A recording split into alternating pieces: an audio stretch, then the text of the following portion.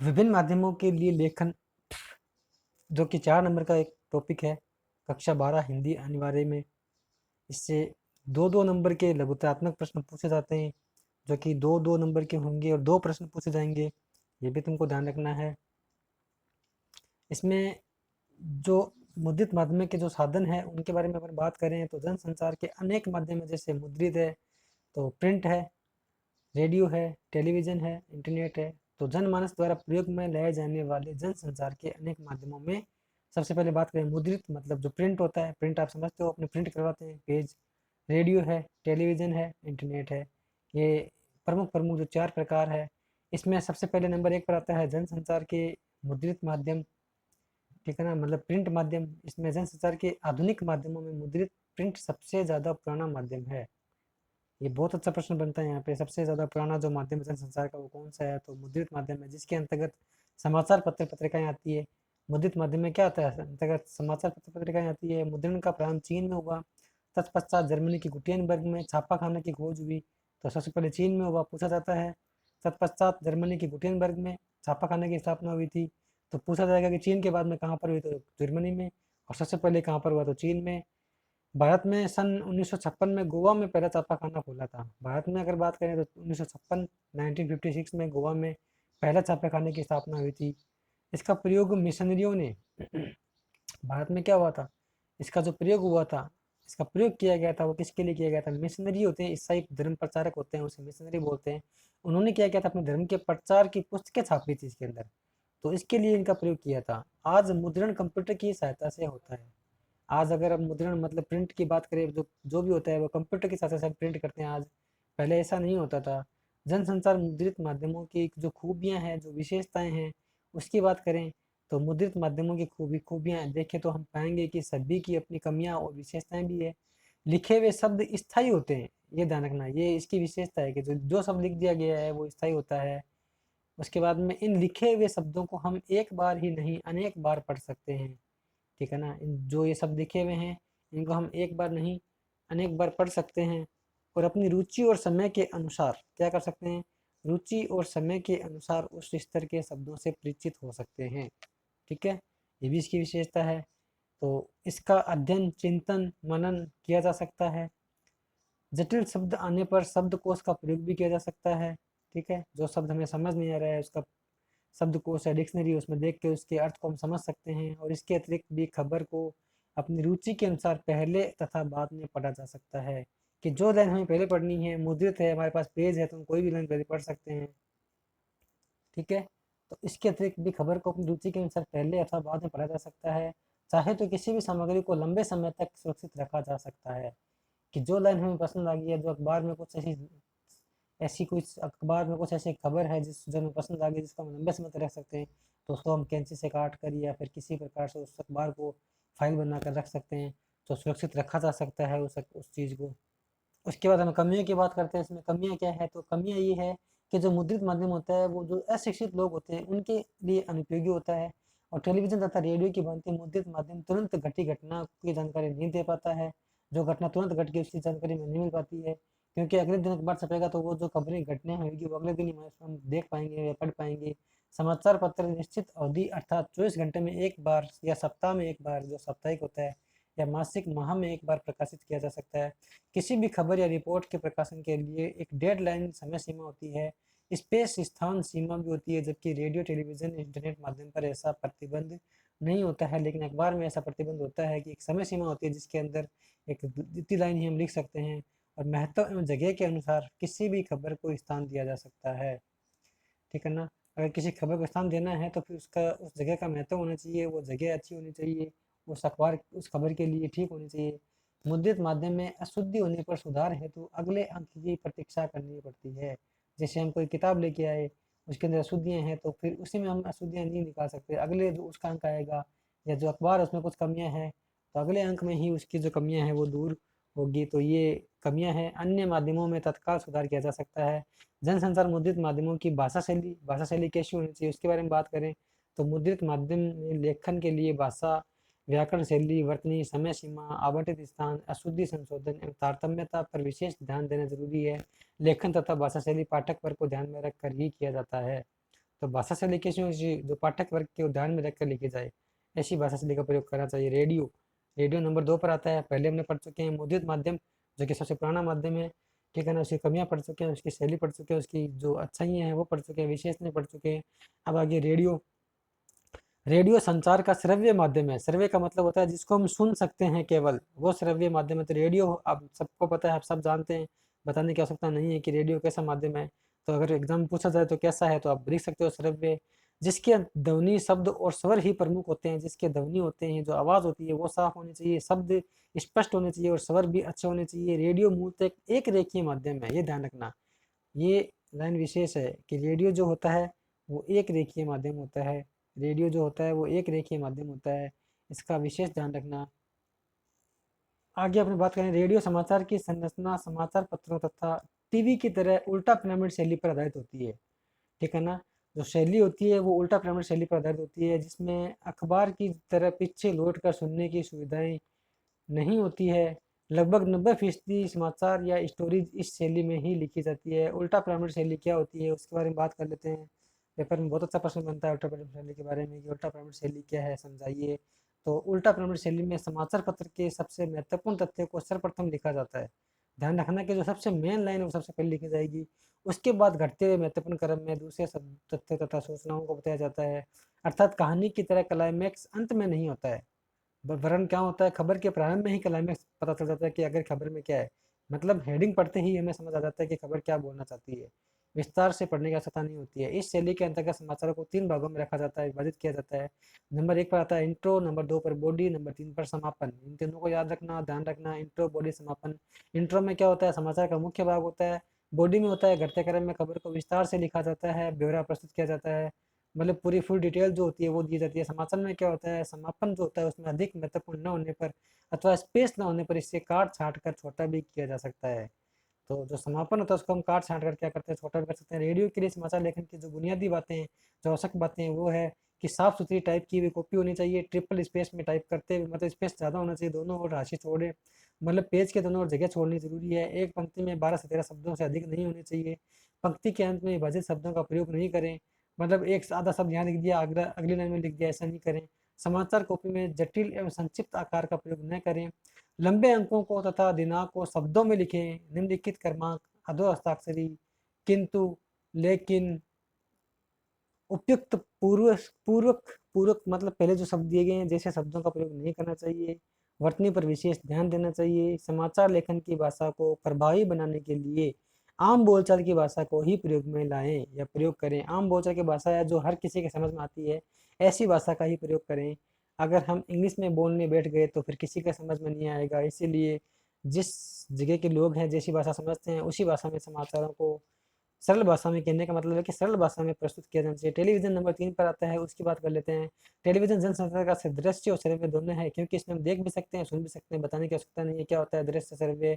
यह रेडियो की भांति एक रेखीय माध्यम है। रेडियो भी एक रेखीय माध्यम होता है तो ये भी एक रेखीय माध्यम होता है।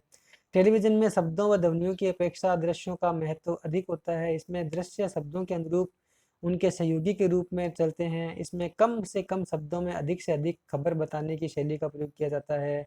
अतः टेलीविजन में समाचार लेखन की प्रमुख शर्त दृश्य के साथ लेखन है। टेलीविजन खबरों के प्रमुख चरण की बात कर लेते हैं। बहुत अच्छा प्रश्न बनता है, चरण पूछते हैं टेलीविजन खबरों के चरण जो है प्रमुख वो क्या होते हैं। तो प्रिंट अथवा रेडियो की भांति टेलीविजन चैनल समाचार देने का जो मूल आधार सूचना देना होता है, मेन जो कारण होता है उसका सूचना देना होता है। टेलीविजन में यह सूचनाएं इन चरणों से गुजरती है। चरण कौन कौन से हैं, पहला चरण है फ्लैश या ब्रेकिंग न्यूज। सबसे पहले कोई बड़ी खबर फ्लैश या ब्रेकिंग न्यूज के रूप में तत्काल दर्शकों तक पहुंचाई जाती है। नंबर 2 पर आता है ड्राई एंकर। इनके नंबरिंग से याद रखना पड़ेगा इनको लाइन से, ऐसे नहीं कि फोन इन पहले ले लें ड्राई बाद में, ऐसे नहीं, लाइन से याद रखना पड़ेगा। नंबर 1 पर आता है फ्लैश या ब्रेकिंग न्यूज, नंबर 2 पर आता है ड्राई एंकर। इसमें एंकर खबर के बारे में दर्शकों को सीधे सीधे बताता है कि कहाँ क्या कब और कैसे हुआ था, वो ड्राई एंकर होता है।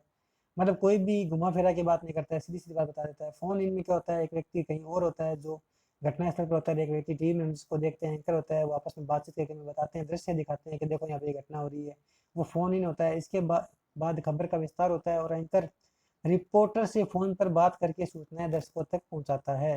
मैंने बताया ना कि रिपोर्टर से क्या करता है, बात करता है। नंबर 4 पर आता है एंकर विजुअल। एंकर विजुअल क्या होता है, जब पहल घटना का जो दृश्य या विजुअल मिल जाते हैं, तब उन दृश्यों के आधार पर खबर लिखी जाती है कि दृश्य क्या हुआ था, कैसी घटना हुई थी, जो एंकर पढ़ता है, जिसको एंकर पढ़ता रहता है। एंकर बाइट की बात करें, नंबर 5 पर आता है एंकर बाइट। बाइट यानी कथन। टेलीविजन पत्रकारिता में बाइट का काफ़ी महत्व है। टेलीविजन में किसी भी खबर को पुष्ट करने के लिए इससे संबंधित बाइट दिखाई जाती है, ठीक है ना। डिबेट होती है, आपस में बातचीत करते हैं, वो एंकर बाइट होती है। लाइव होता है, लाइव यानी किसी भी खबर का घटना है जैसे सीधा जो प्रसारण करना होता है उसे लाइव बोलते हैं। और एंकर पैकेज होता है, एक पैकेज किसी भी खबर को संपूर्णता के साथ पेश करने का एक जरिया होता है। टेलीविजन खबरों की जो विशेषताएं होती है वो देख लेते हैं, क्या विशेषताएं होती है। तो टेलीविजन खबरों की विशेषताएं होती है, टेलीविजन को से खबरों को देखने और सुनने की सुविधा होती है। इसमें जीवंत घटनाओं का प्रसारण होता है, इससे हम प्रभावशाली खबरों से परिचित होते हैं और टीवी में समाचारों को लगातार प्रसारण होता रहता है। टेलीविजन खबरों की जो कमियां होती है वो देख लो, भाषा शैली के स्तर पर अत्यंत सावधानी रखनी पड़ती है, बाइट का ध्यान रखना पड़ता है। इसमें कार्यक्रम का सीधा प्रसारण कभी कभी सामाजिक उत्तेजना को जन्म दे सकता है, मतलब कोई धार्मिक खबर दिखाते हैं सीधे तो कहीं पे भी दंगे उपद्रव मच सकते हैं। यह परिपक्व बुद्धि पर भी सीधा प्रभाव डालता है, जिसको जो चीज़ ज्ञानी व्यक्ति होता है, समझदार व्यक्ति होता है, उसकी बुद्धि पर सीधा प्रभाव डालता है लाइव। तो रेडियो और टेलीविज़न समाचार की जो भाषा शैली होती है उसको देख लेते हैं, क्या होती है भाषा शैली। तो रेडियो तथा टीवी आम आदमी के माध्यम है। भारत जैसे विकासशील देश में उसके श्रोताओं और दर्शकों में पढ़े लिखे लोगों से निरक्षर तक और मध्यम वर्ग से लेकर किसान मजदूर तक सभी होते हैं। इन सभी लोगों की ज़रूरतें पूरी करना ही रेडियो और टेलीविज़न का उद्देश्य होता है। जाहिर है कि लोगों तक पहुंचने का माध्यम भाषा है और इसीलिए भाषा शैली ऐसी होनी चाहिए कि वह सभी की समझ में आसानी से आ सके, लेकिन साथ ही भाषा के स्तर और उसकी गरिमा स्तर और गरिमा के साथ कोई समझौता भी न करना पड़े। अतः रेडियो और टेलीविज़न समाचार भाषा शैली में हमें निम्न बातों का ध्यान रखना आवश्यक है, निम्न बातों को ध्यान में रखना ज़रूरी है कि भाषा के स्तर में गरिमा को बनाए रखते हुए सरल भाषा का प्रयोग करें, ठीक है ना। ऐसा नहीं कि एकदम गाँव की भाषा का प्रयोग कर लिया तो भाषा के साथ क्या होगा, अन्याय हो जाएगा। लेकिन आसान शब्दों का प्रयोग करें, वो कहने का मतलब वो है सभी वर्ग तथा स्तर के लोग समझ सकें, इसका ध्यान रखना चाहिए। वाक्य छोटे सरल कर्णप्रिय हों, वाक्यों में तारतम्यता होनी चाहिए। जटिल शब्दों, सामाजिक शब्दों, मुहावरों के अनावश्यक प्रयोग से बचें। जटिल और उच्चारण में कठिन शब्द, संक्षिप्त अंक आदि नहीं लिखें, जो मैं पहले बता चुका हूँ, जिन्हें पढ़ने में जबान लड़खड़ा जाए। नंबर 4 पर हम बात करें तो इंटरनेट की बात कर सकते हैं। इंटरनेट क्या होता है, आप सभी को बताने की आवश्यकता नहीं है कि इंटरनेट क्या होता है। आप सब जानते हैं कि कंप्यूटरों का जाल होता है। इसके द्वारा जहाँ हम सूचना, मनोरंजन, ज्ञान तथा निजी व सार्वजनिक संवादों का आदान प्रदान कर सकते हैं, वहीं इसे अश्लील, दुष्प्रचार व गंदगी फैलाने का माध्यम तथा भी बनाया जा रहा है। आजकल क्या होती है कि फ़ोटोएँ वगैरह आप सब समझते हो, बताने की आवश्यकता नहीं है, सेंड की जाती है। इंटरनेट का प्रयोग समाचारों के संप्रेषण तथा संकलन तथा सत्यापन एवं पुष्टिकरण में भी किया जाता है। टेलीप्रिंटर के ज़माने में जहाँ 1 मिनट में केवल 80 शब्द एक स्थान से दूसरे स्थान पर भेजे जा सकते थे, वहीं आज 1 सेकंड में लगभग 7000 शब्द भेजे जा सकते हैं। उसके बाद में महत्वपूर्ण बिंदु की बात करें तो इसकी महत्वपूर्ण बिंदु की बात करें तो इंटरनेट पर समाचार पत्र का प्रकाशन अथवा खबर का आदान प्रदान ही वास्तव में इंटरनेट है। इसी पत्रकारिता को वेब पत्रकारिता कहते हैं। इंटरनेट पर जो पत्रकारिता होती है इसे वेब पत्रकारिता। तो पेपर में पूछा जाए कि वेब पत्रकारिता क्या है, तो आप समझ जाओगे कि इंटरनेट पर जो पत्रकारिता होती है उससे वेब पत्रकारिता बोलते हैं। इस समय विश्व स्तर पर इंटरनेट पत्रकारिता का तीसरा दौर चल रहा है, जबकि भारत में बात करें तो दूसरा दौर माना जा रहा है। भारत में बात करें तो विश्व की बात करें तो तीसरा, भारत में अगर माने तो इंटरनेट का दूसरा दौर चल रहा है। भारत के लिए प्रथम दौर 1993 से 1993 से प्रारंभ माना जाता है। दूसरा दौर 2003 से 2003 से माना जाता है। रेडिफ को भारत की पहली साइट कहा जा सकता है। अगर पूछा जाए कि भारत की पहली साइट, हम साइट बोलते हैं, इंटरनेट पर साइट डालते हैं, तो रेडिफ जो है सबसे पहली साइट है। वेबसाइट पर विशुद्ध पत्रकारिता का श्रेय तहलका .com को जाता है। विशुद्ध मतलब जिसमें कोई भी कमियां ना हो, विशुद्ध, शुद्ध एकदम से।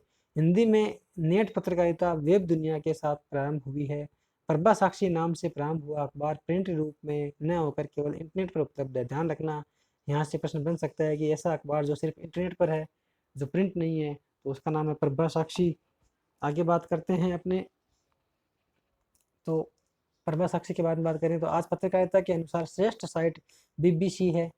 हिंदी वेब जगत में आज अनेक साहित्यिक पत्रिकाएं चल रही है। कुल मिलाकर हिंदी की वेब पत्रकारिता अभी अपने शैशव काल में ही है। सबसे बड़ी समस्या हिंदी के फ़ॉन्ट की है। ये प्रश्न बनता है कि हिंदी में जो पत्रकारिता में जो समस्या आती है वो क्या होती है, तो फ़ॉन्ट की समस्या सबसे बड़ी है। अब अभी हमारे पास हिंदी का कोई भी कीबोर्ड नहीं है। आप लोगों ने देखा होगा कि हिंदी में कोई भी कीबोर्ड नहीं आता है।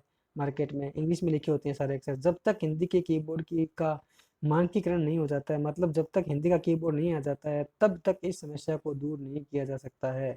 इसके बाद में प्रश्न की बात करें, महत्वपूर्ण कुछ प्रश्न भी है इसमें, उनकी बात करें। ये भी बहुत आनंददायक है प्रश्न, ठीक है ना। हो सकता है इससे बाहर कुछ भी ना एग्जाम के अंदर। प्रश्न में फटाफट आपको बता देता हूँ, जनसंचार के प्रमुख जो साधन कौन कौन से हैं, तो ये पूछा जाए तो बता सकते हो, प्रिंट माध्यम है, रेडियो है, टेलीविजन, इंटरनेट है।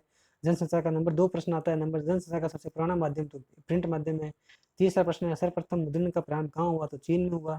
भारत में पहले छापेखाने की स्थापना किसने और कब और कहाँ की थी, तो भारत में पहले छापेखाने की स्थापना मिशनरियों ने की थी, सन 1956 में की थी। कहाँ की थी, तो गोवा में की थी। भारत में वेब पत्रकारिता पर पत्रकारिता कौन कर रहा है, तो तहलका डॉट कॉम कर रहा है।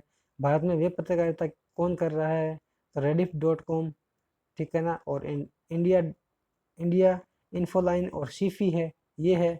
और उस खबर का नाम लिखिए जो प्रिंट रूप में उपलब्ध न होकर केवल इंटरनेट पर है, तो अभी मैं बताया था प्रभा साक्षी नाम से है, जो कि सिर्फ प्रिंट में नहीं है, इंटरनेट पर ही है। उसके बाद में अगर आगे बात करें तो हिंदी के किन्हीं 2 अवयों अखबारों के नाम लिखो जिनके वेब संरक्षण संस्करण जो है वो उपलब्ध है, तो जागरण है, हिंदुस्तान है, नव भारत है, टाइम्स है। ये भी ध्यान रखना प्रश्न का। अगला प्रश्न है, वेब पर पत्र प्रकाशित किन्हीं 3 पत्रिकाओं के नाम लिखो, तो अब अनुभूति है जो वेब पर उपलब्ध है, व्यक्ति है, हिंदी नेस्ट, सहारा आदि।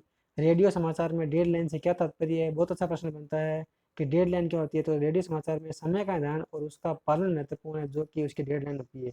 मतलब एक समय सीमा होती है और एक लिखने की एक समय होता है, और जितने शब्द लिखने हैं उसकी भी एक समय सीमा होती है। तो शब्दों की भी सीमा होती है, समय की भी सीमा होती है, उसी डेडलाइन कहा जाता है। आगे बात करें अपने, तो अगला प्रश्न है, रेडियो पर प्रसारण के लिए तैयार की जाने वाली समाचार कॉपी की विशेषताएं क्या होती है, तो रेडियो में प्रसारण के लिए जो तैयार की जाने वाली जो समाचार कॉपी होती है, वो एक पंक्ति में अधिकतम 12 से 13 शब्द होने चाहिए। वाक्य में जटिल उच्चारण में कठिन शब्द, संक्षिप्त अक्षर का प्रयोग नहीं करना चाहिए। 1 से 10 तक के अंकों को शब्दों में तथा 11 से 999 तक के अंकों को में लिखा जाना चाहिए। तो ये भी ध्यान रखना है आप लोगों को। तो प्रश्न नंबर 12 की बात कर लें, तो एंकर बैट किसे कहते हैं, तो एंकर बैट का अर्थ होता है कथन, बाइट का मतलब होता है कथन, ठीक है। और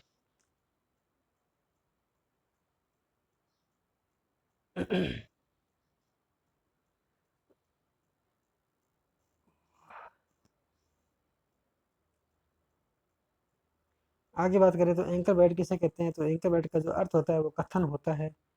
आप लोगों को शायद दिख नहीं रहा होगा कि कैमरे में शायद कोई दिक्कत है।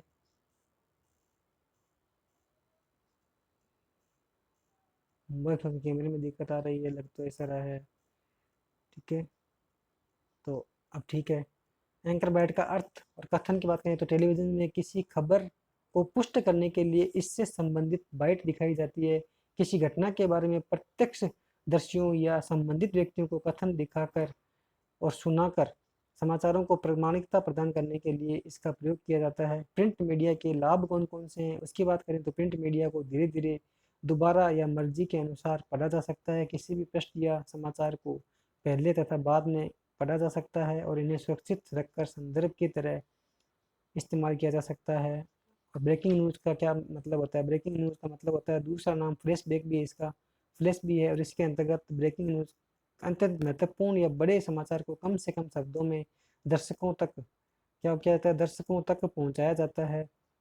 उसके बाद में आगे बात करें, जैसे नेपाल में आया भीषण भूकंप, 2 रेलगाड़ियों में टक्कर, 10 मरे, सैकड़ों घायल। इस प्रकार से एनकोडिंग से क्या तात्पर्य है, तो एनकोडिंग किसे बोलते हैं, उसके बारे में अपने बात कर लेते हैं। तो एनकोडिंग से आप समझते हैं, क्या समझते हैं एनकोडिंग से, ये प्रश्न पूछा जा सकता है। तो एनकोडिंग से आप क्या समझते हैं, इन संदेश को भेजने के लिए शब्दों, संकेतों या ध्वनि चिन्हों का उपयोग किया जाता है। भाषा भी एक प्रकार का कूट चिन्ह या कोड है, अतः प्राप्तकर्ता को समझाने योग्य कूटों में संदेश बांधना कूटीकरण या एनकोडिंग होता है। कभी कभी कुछ खबरें होती है जो कि सीक्रेट होती है, जिसको हम सिर्फ एक कोड वर्ड में ही भेज सकते हैं, उसे एनकोडिंग बोलते हैं। क्लाइमेक्स किसे बोलते हैं, किसी भी घटना, सूचना आदि का संपूर्ण उद्घाटन का वास्तविक रूप से परिचय कराना या उस चरम बिंदु पर पहुंचना जहां से पूरी खबर का सार समझ समझ में आ जाए, ठीक है ना। सार समझते हुए क्या किया जाता है, सार समझा जाता है। और उसके बाद में आगे आगे उसका निवारण किया जाता है कि निवारण की ओर दिशा प्रयत्न होता है, वही बिंदु क्लाइमेक्स कहलाता है। मतलब जो जहाँ पर हमें पूरी खबर समझ में आ जाए, जिस लाइन को पढ़ते ही वही क्लाइमेक्स होता है। नंबर 17 प्रश्न नंबर 17 की बात करें तो हिंदी वेब पत्रकारिता की सबसे बड़ी समस्या क्या होती है? तो अभी बताया था मैंने, फ़ॉन्ट की समस्या है कि हिंदी में कीबोर्ड उपलब्ध नहीं है, भाषाओं की भांति कीबोर्ड नहीं है, कीबोर्ड जो भी आता है वो अंग्रेजी में आता है, तो यही सबसे बड़ी समस्या है। नई पीढ़ी में इंटरनेट के अधिक लोकप्रिय होने का क्या कारण है? नई पीढ़ी को सब अब समाचार पत्र पत्रिकाएँ समाचार पढ़ने में आनंद नहीं आता है, उन्हें स्वयं को समय-समय पर अपडेट रखने की आवश्यकता आदत पड़ गई है। यही कारण है कि नई पीढ़ी इंटरनेट को दीवानी है और इंटरनेट द्वारा सूचना, विज्ञान तथा निजी व सार्वजनिक संवाद का साधन प्रदान कर सकते हैं। जन समाज द्वारा प्रयोग में लाए जाने वाले जनसंचार के कौन-कौन से माध्यम हैं? मैं बता चुका हूँ तुम लोगों को पहले ही कि जन समाज द्वारा प्रयोग में लाए जाने वाले जनसंचार के अनेक माध्यम हैं, जैसे मुद्रित है, रेडियो, टेलीविज़न, इंटरनेट है। मुद्रित अर्थात समाचार पत्र पत्रिकाएँ पढ़ने के लिए, रेडियो सुनने के लिए है और टीवी देखने के लिए ज़्यादा महत्वपूर्ण है, किंतु इंटरनेट पर पढ़ने, देखने और सुनने तीनों की आवश्यकता पूरी हो जाती है। जनसंचार के आधुनिक माध्यमों में मुद्रित माध्यम जो है वो सबसे पुराना माध्यम है, समझाइए। जनसंचार के आधुनिक माध्यम में मुद्रित माध्यम जो है वो सबसे पुराना कैसे?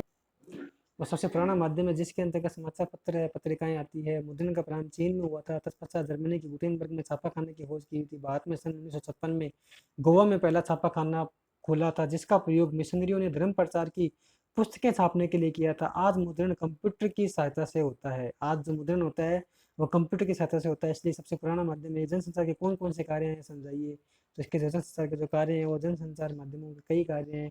उनमें से कुछ प्रमुख कार्य इस प्रकार हैं। नंबर एक आता है सूचना देना। जनसंचार माध्यमों का प्रमुख कार्य जो होता है वो सूचना देना होता है कि हमें खबर देनी होती है। खबर क्या होती है? हमें उनके जरिए ही दुनिया भर से सूचनाएं प्राप्त होती है। शिक्षित करना, नंबर दो पर जो उद्देश्य आता है वो शिक्षित करना होता है। लोकतंत्र में जनसंचार माध्यमों की एक महत्वपूर्ण भूमिका जनता को शिक्षित करना होता है और करने की होती है। मनोरंजन करना, सिनेमा, टीवी, रेडियो, संगीत के टेप, वीडियो और किताबें आदि मनोरंजन के प्रमुख साधन होती है।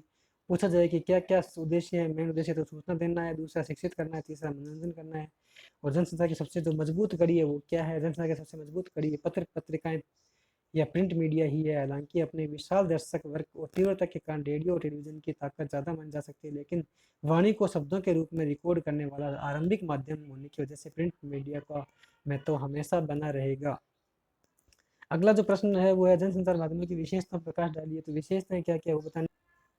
जनसंचार की जो विशेषताएं होती है, जनसंचार माध्यमों की निम्नलिखित विशेषताएं हैं। जनसंचार माध्यमों के जरिए प्रकाशित या प्रसारित संदेशों की प्रकृति सार्वजनिक होती है।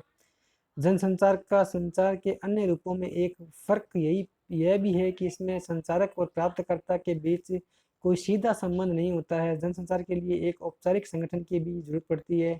औपचारिक संगठन के बिना जनसंचार माध्यमों को चलाना मुश्किल है। जैसे रेडियो का प्रसारण किसी रेडियो संगठन की ओर से किया जाता है, मतलब एक संस्था होनी चाहिए जो इसका प्रचार प्रसार कर सके। एक अकेले व्यक्ति की लिए ये काम की चीज़। आगे बीट रिपोर्टिंग और विशेषीकृत रिपोर्टिंग से क्या मुख्य अंतर है? इसमें अंतर बताना। बीट रिपोर्टिंग में संवाददाता का उस क्षेत्र के संबंध या विषय में सामान्य जानकारी या रुचि होना पर्याप्त है, जबकि विशेषीकृत रिपोर्ट में विषय से जुड़ी घटनाओं पर, मुद्दों पर, समस्याओं को बारीकी से विशेष विश्लेषण होता है। पत्रकार को उस विषय की विशेष जानकारी होनी चाहिए। तो बीट में सामान्य जानकारी चल जाती है, लेकिन विशेषीकृत में ज़्यादा ध्यान रखने वाली बातें होती है।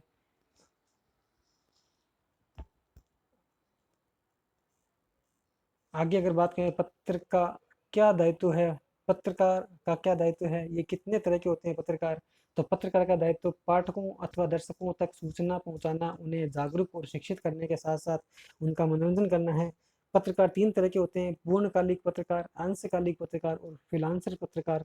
इंटरनेट पत्रकारिता किसे कहते हैं, इसके दो प्रमुख लाभ बताइए। तो इंटरनेट पर अखबारों का प्रकाशन अथवा खबरों का आदान प्रदान करना, लेखों, चर्चा, परिचर्चा, बहसों, फीचर, झलकियों, डायरियों तथा अपने समय की धड़कनों, अनुभव और दर्ज करने को इंटरनेट पत्रकारिता कहते हैं। इंटरनेट के दो प्रमुख लाभ है। इसमें खबरों का संप्रेषण किया जा सकता है, समाचारों के संकलन, उनके सत्यापन और पुष्टिकरण के लिए इंटरनेट का प्रयोग किया जाता है। उल्टा प्रमाणित शैली में समाचार को किस क्रम में लिखा जाता है, ये प्रश्न पहले बता चुका हूँ, तो आवश्यकता नहीं है बताने की।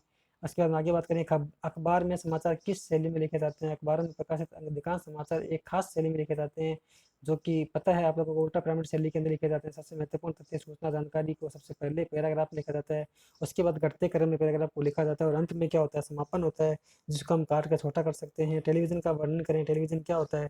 तो टेलीविजन संचार का सर्वाधिक ताकतवर और लोकप्रिय माध्यम है, जिसमें शब्द, ध्वनि और दृश्य का मेल होता है, जिसके कारण इसकी विश्वसनीयता कई गुना बढ़ जाती है। भारत में इसकी शुरुआत 15 सितंबर 1959 को हुई थी। 1991 में खाड़ी युद्ध में दुनिया भर में युद्ध का सीधा प्रसारण किया गया था। इसके बाद सीधे प्रसारण का महत्व बढ़ गया। आज भारत में 400 से अधिक चैनल प्रसारित हो रहे हैं। रेडियो के विषय बताइए, रेडियो के विषय कौन-कौन से हैं? तो रेडियो एक ध्वनि माध्यम है। इससे तात्कालिकता, घनिष्ठता और प्रभाव के कारण इसमें अद्भुत शक्ति है। ध्वनि तरंगों के कारण यह संदेश के कोने-कोने तक पहुँचाता है। देश के कोने-कोने तक संदेश पहुँचाता है। Akashvani, FM channel, BBC, voice of America, Moscow radio आदि अनेक केंद्र हैं। रेडियो, टेलीविज़न समाचार की भाषा और शैली के विषय में मैं पहले बता चुका हूँ। वाक्य छोटे होने चाहिए, सीधी भाषा में सरल भाषा होनी चाहिए, शब्दों संक्षिप्त शब्दों का प्रयोग नहीं करना चाहिए। इस प्रकार से आप देख सकते हो। अगला, समाचार लेखन और छह ककार का संबंध बताइए। ये प्रश्न बहुत ज़्यादा मोस्ट प्रश्न है, पूछा जा सकता है, इम्पोर्टेंट प्रश्न है ये, इसको याद रखना अच्छे से। ठीक है, तो समाचार लेखन और छह ककार क्या होते हैं? तो समाचार लेखन के समय समाचार के मुखड़े, इंट्रो यानी पहले पैराग्राफ या शुरुआती 2-3 पंक्ति में आमतौर पर 3 या 4 ककारों का प्रयोग किया बनाकर खबर लिखी जाती है। ये ककार होते हैं क्या, कौन, कब और कहाँ, मतलब कैसे शुरू हो रहे हैं, इसलिए इनको ककार बोला जाता है। तो पहले सबसे पहले 3 या 4 जो होते हैं प्रश्न, उनका जवाब दिया जाता है पहली लाइन में, और उसके बाद समाचार की जो बॉडी होती है उसमें समापन में बाकी के 2 क्यों, कैसे और क्यों का जवाब दिया जाता है। इस तरह 6 ककार है। तो प्रश्न पूछा जाए कितने ककार होते हैं समाचार के लिए, तो 6 ककार होते हैं। वो होते हैं क्या, कौन, कब और कहाँ और क्यों और कैसे। ठीक है ना, क्यों और कैसे ये होते हैं। पहले के 4 ककार सूचनात्मक और तथ्यों पर आधारित होते हैं, ये ध्यान रखना। जबकि बाकी 2 ककार विवरणात्मक और व्याख्यात्मकता पर आधारित होते हैं। संपादकीय लेखन क्या है, इस प्रश्न का भी ध्यान रखना। संपादकीय पृष्ठ पर प्रकाशित होने वाली संपादकीय को उस अखबार की अपनी आवाज़ माना जाता है। संपादकीय के जरिए अखबार किसी घटना, समस्या या मुद्दे के प्रति अपनी राय प्रकट कर सकते हैं। संपादकीय किसी व्यक्ति विशेष का विचार नहीं होता है, इसीलिए इसे किसी के नाम के साथ नहीं छापा जाता है। संपादकीय लिखने का दायित्व तो उस अखबार में काम करने वाले संपादक या उसके सहयोगियों पर होता है। स्तंभ लेखन क्या होता है, ये प्रश्न भी पूछा जाता है। तो स्तंभ लेखन विचारपरक लेखन का एक प्रमुख रूप होता है। कुछ महत्वपूर्ण लेखक अपने खास वैचारिक रुझान के लिए जाने जाते हैं। इनकी अपनी एक लेखन शैली भी विकसित होती है।